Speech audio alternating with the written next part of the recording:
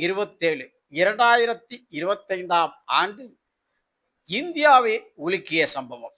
ஆம், 41 பேர் தமிழக வெற்றிக் கழக தலைவர் விஜயின் பிரச்சார கூட்டத்தில் கரூரில் கூட்ட நெரிசலில் மரணம். இந்த நிகழ்வு நடந்த பொழுது பல்வேறு அதிர்வலைகளை ஏற்படுத்திய நிலையில் தேர்தலுக்கு முந்தைய இந்த நிகழ்வு பெரும் அதிர்ச்சியை ஏற்படுத்திய நிலையில் தற்பொழுது இதற்கான சிபிஐ விசாரணை நடைபெற்றுக் கொண்டிருக்கிறது.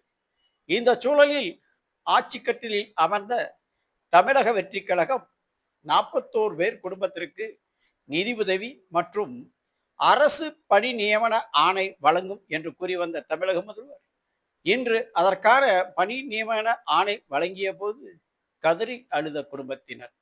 இதை கண்டு தமிழக முதல்வர் மிகவும் எமோஷன் ஆகி கண் கலங்கிய காட்சி.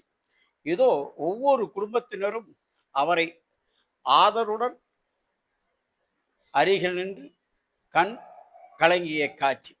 குறிப்பாக பெண்கள் அனைவருமே அழுது விட்டார்களே என்று சொல்ல வேண்டும். இப்படி பணி நியமன ஆணை வழங்கிய நிலையில் குழந்தையுடன் வந்த பெண் அழுத காட்சியும் சிலர் கதறிய காட்சியும் நாம் காண கண் கலங்கியது. எமோஷனல்ஸ் நாளாக இன்று அமைந்தது என்றால் மறுப்பதற்கில்லை. இதோ 41 பேரில் 32 பேருக்கு பணி நியமன ஆணையை கரூர் கலெக்டர் அலுவலகத்தில் வைத்து தமிழக முதல்வர் வழங்கினார். உடன் ஆதவ் அர்ஜுனா மற்றும் செங்கோட்டையன்.